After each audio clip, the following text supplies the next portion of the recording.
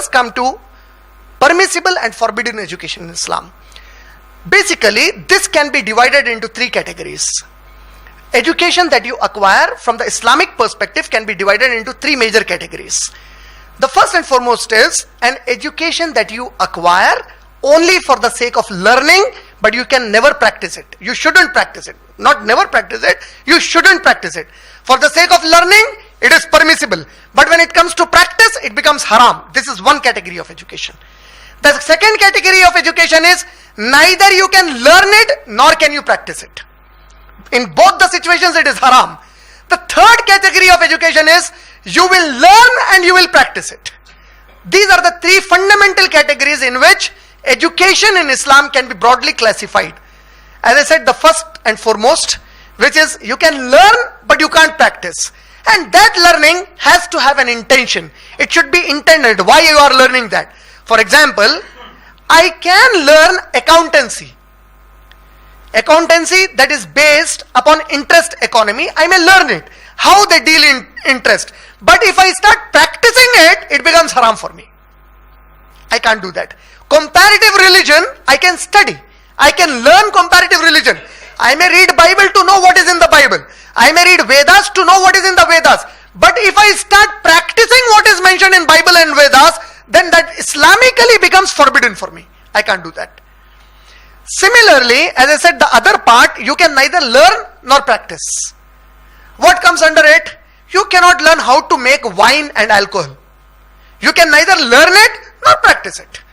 So this kind of education of every category that Islam made haram is haram for you. You cannot breed pigs and then you cannot sell it. You can't learn how to breed pigs because pork is haram in Islam. So you can't learn that kind of an education. You can't learn how to make pornographic videos because that is haram. You can't learn, you can't practice. So this category of education, everything that Islam forbade falls into the forbidden category. One is for the sake of learning, you can learn only so that you have the knowledge of what it is, but you can't practice it. The third is you have to learn and you have to practice. Now what you have to learn and what you have to practice, under that comes a lot of things like example becoming a doctor. I can learn and become a doctor, a practicing doctor. I can learn and become a clerk, a typist, a computer programmer, a computer operator, an IT professional, a software engineer. So these are the things I can learn and at the same time practice. But when you practice, you will have to again bear in mind in both the cases that you will not learn that part from it which contradicts Quran and Hadith. Neither will you practice from it that part which contradicts Quran and Hadith. Maybe there is a software engineer or an animation maker who learned how to make animations and then he starts to make animations which are against Islam. Making cartoons of the prophets or the Sahaba is not permissible. So you cannot say I learned animation so I am just practicing it. You can learn accountancy but you can't go to a bank that deals in interest to do a job and promote that economy which is haram in Islam.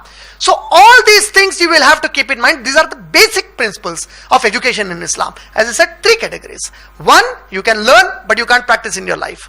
The second, you can learn and practice as long as your learning and practice is not contradicting the fundamental structure of Quran and Hadith. The third, you cannot learn, you cannot practice. So these are the three fundamental criteria under which you will decide which education you are acquiring and what is the purpose of that education. So as long as you are acquiring education in Islam, whether you go to a university, you go to college, you go to any place, if you forget that the law of Allah subhanahu wa ta'ala is to precede everything else, then it's going to be a serious problem for you. Many people, when they become lawyers, after becoming lawyers, if you defend anything that is coming against Islam, if you defend a system that is coming against Islam, then remember, in the sight of Allah, you are committing kufr. Allah says in Surah Ma'idah, Surah number 5, ayat number 44, Allah says, وَمَلَّمْ أَحْكَمُ, whoever takes any order except what Allah revealed, فَأُولَٰئِكَ هُمُ الْكَافِرُونَ, for surely they are kafir. Ayat number 45, the same message is repeated again. whosoever takes a command other than what Allah has revealed, whosoever follows a command other than what Allah has revealed, for a surety they are zalimun. Then Surah Ma'idah, Surah number 5, ayat number 47, again Allah repeats the same ayat and says, whosoever takes any command other than what Allah has revealed, for surely they are fasikhun. So in one ayat, Kafirun, Surah Ma'idah, Surah number 5, ayat number 44, where Allah says, if you take anything except what Allah has revealed, you are a kafir in the sight of Allah, disbeliever in the sight of Allah. In another ayat, Zalimun, you are an oppressor in the sight of Allah, you are a zalim in the sight of Allah. In another ayat, Fasikhun, you are a transgressor in the sight of Allah. So these three ayat make it very clear that you cannot take anything that comes in contradiction to Quran or the teachings of Muhammad sallallahu alaihi wasallam. When you read Surah Nisa, Surah number 4, ayat number 60 to ayat number 65, it is in the context of hypocrites of the time of Muhammad sallallahu alaihi wasallam. Allah subhanahu wa ta'ala is disclosing to Muhammad sallallahu alaihi wasallam their real intentions in the heart. Allah says that these hypocrites of Muhammad sallallahu alaihi wasallam, when they come to you in your gathering, when you are giving a talk to them, when you are teaching something about Islam to them, they listen to you as if they are very interested and they are very appreciating to whatever you are saying. Oh, this is the message of Allah, this is the message, Ya Rasulullah, this is so good, this is so nice. And oh Muhammad sallallahu alaihi wasallam, but Allah knows their hearts. They just want to wait to move away from that meeting. The moment that we move away from there, they are the first ones to disobey what you said. Now again, fit yourself into this category. Introspect yourself. Where do we fit? Daily, we recite the Quran. So many times we are told in the khutbahs, this is what Allah commanded you. This is what Muhammad sallallahu alaihi wasallam commanded you. When it comes to talking about what Allah and Muhammad sallallahu alaihi wasallam command, you and I, Allahu Akbar, this is what our Nabi said, this is what Allah said. When it comes to practicing, Allah says in their heart, they are never satisfied with what you have said. And in that context is the ayat of Surah Nisa, Surah number 4, ayat number 65. By your Lord, they can never be correct Muslims, true Muslims, unless of Muhammad sallallahu alaihi wasallam, they take your decision as their final decision.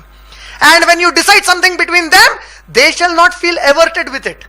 They shall be fully satisfied with whatever you have said. If they are not fully satisfied of Muhammad sallallahu alaihi wasallam with what you have said, then they are not true believers. So it's a sign of hypocrisy. So now whenever you are learning anything, what is forbidden education in Islam?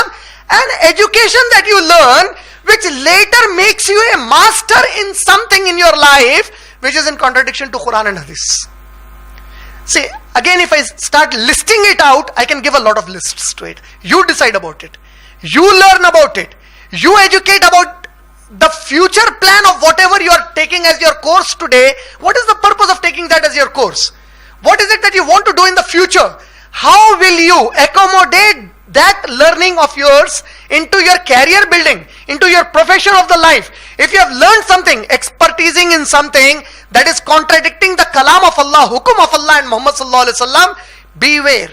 Because whether a disbeliever lives a life for 100 years or 1,000 years, he has lived with the belief that there is no Allah for him.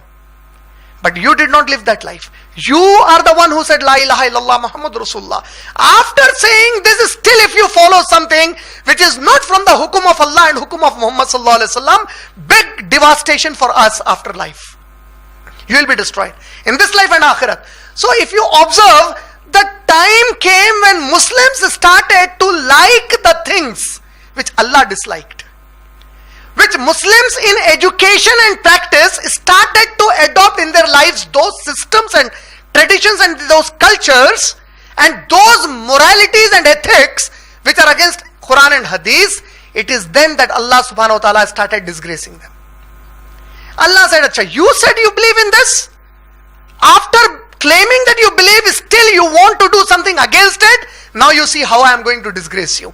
As long as our Muslim community adhered to Quran and Hadith and advanced in the field of contemporary physical sciences, Allah gave them izzat. Most of the scientists, when you talk of the golden age of Muslims, I dissent it. Dissent means I oppose it. When they say golden age, they always quote the Muslim scientist age. I say, how can that be a golden age? Without Muhammad sallallahu alaihi wasallam, there cannot be a golden age. The age of Muhammad sallallahu alaihi wasallam and the Khulafa is the golden age for the Muslim community.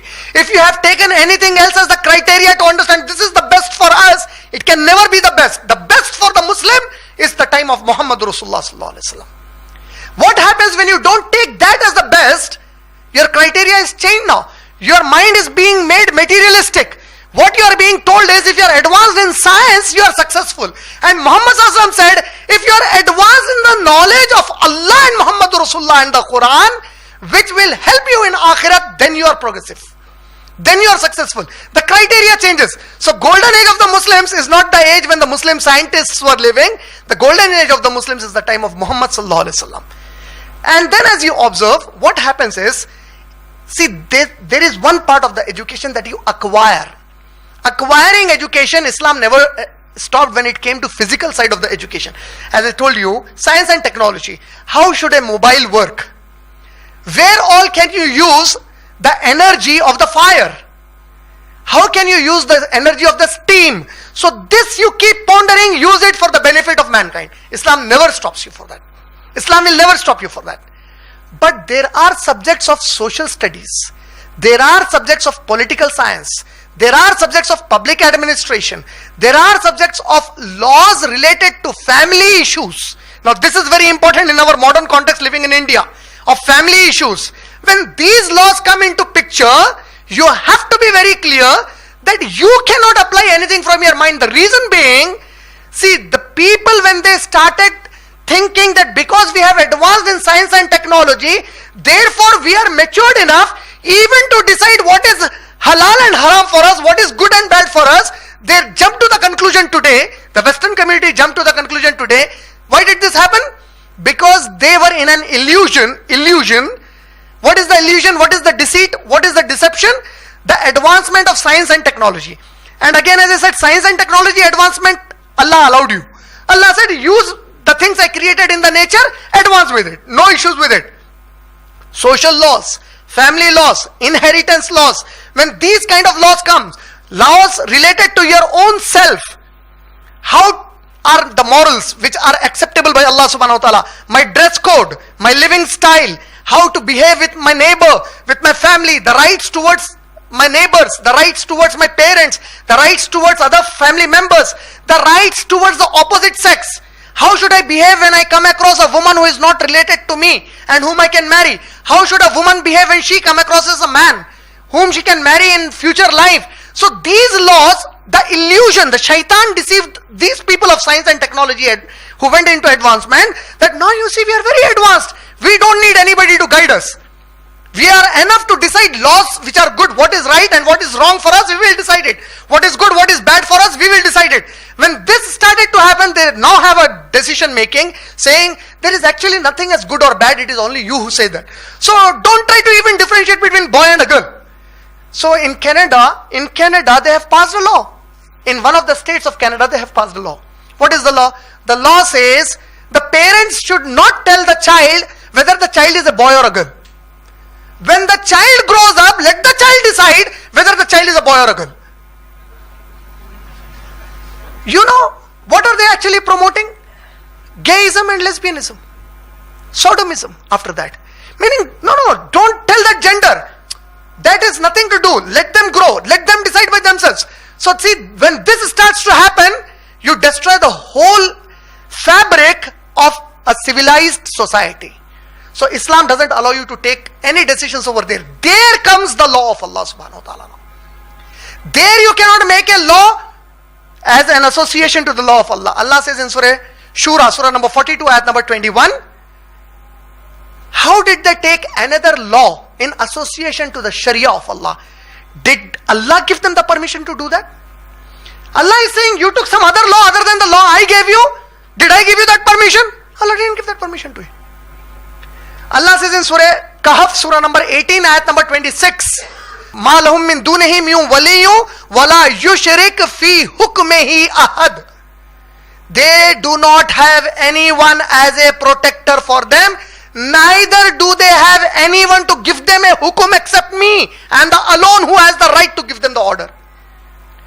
They have been created by me. I cherish them. I sustain them. I gave them the life. Everything in their life, it is me who has given them. It is only me who has a right to command anything to them. Surah Kahf, Surah number 18, ayat number 26, Allah says, Ahad, I am the only one who has the right. What is Allah saying? Waliyun wala yushrik fi hukmihi. Wala yushrik. There is no sharik. Fi hukmihi, in his command. Ahad. He is the only one who is responsible to give them a command. So now if you are studying anything, educating yourself with anything, wherein you are learning something and practicing something which is contradicting to Allah and Muhammad Rasulullah sallallahu alaihi wasallam, remember, Islam has forbidden it.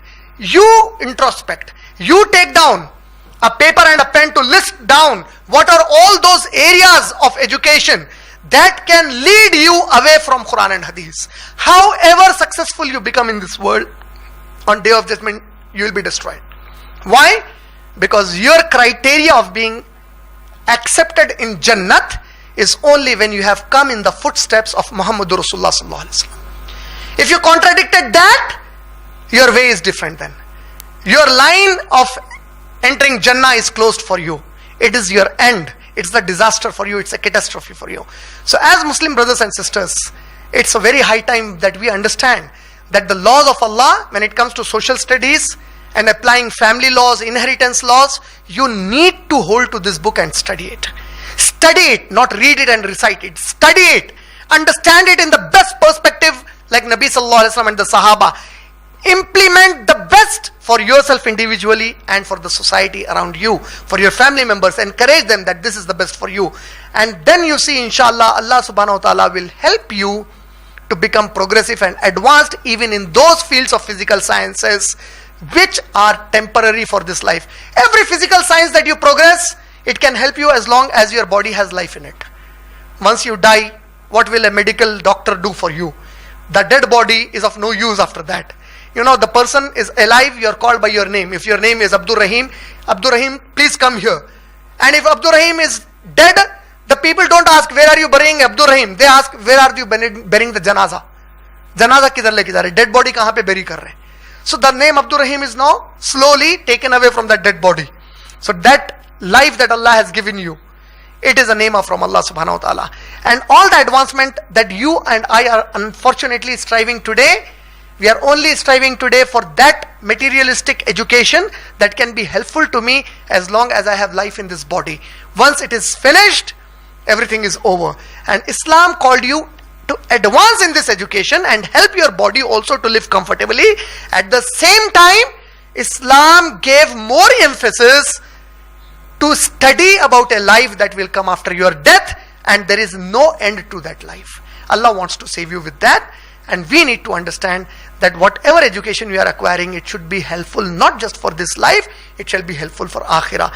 If you acquire any education giving time and energy more than learning the ahkamat of Quran and Hadith, on Day of Judgment you are answerable to Allah subhanahu wa ta'ala. So many years of your life that I gave you, made you a Muslim without you asking me, made you an ummati of Muhammad sallallahu alaihi wasallam. There cannot be a great honor on earth. Calling you a doctor or president of America, put it in the garbage. You are the ummati of Muhammad sallallahu alaihi wasallam, the highest certificate that anybody can get.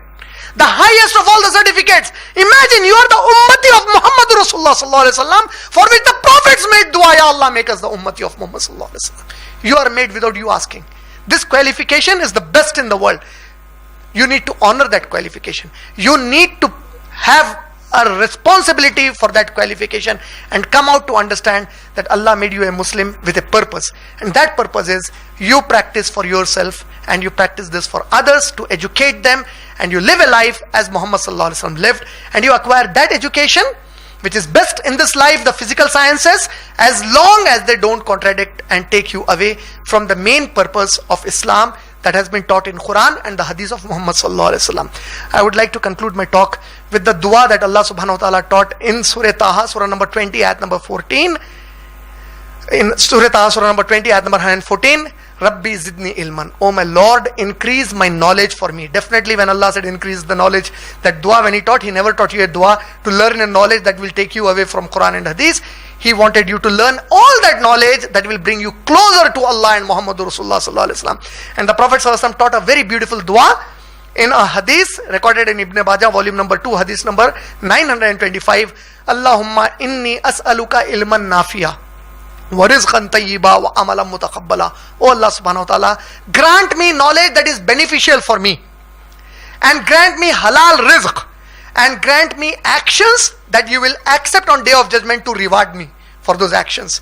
Meaning the Prophet ﷺ has indicated that knowledge and education can be nafiya and of nuqsan, of khasara, meaning it can be beneficial, it can be disastrous for you. So may Allah protect us from all education that can be disastrous to me as a Muslim in this life and hereafter. Wa akhiru da'wana alhamdulillahi rabbil alameen. Subhanallah, alhamdulillah, la ilaha illallah.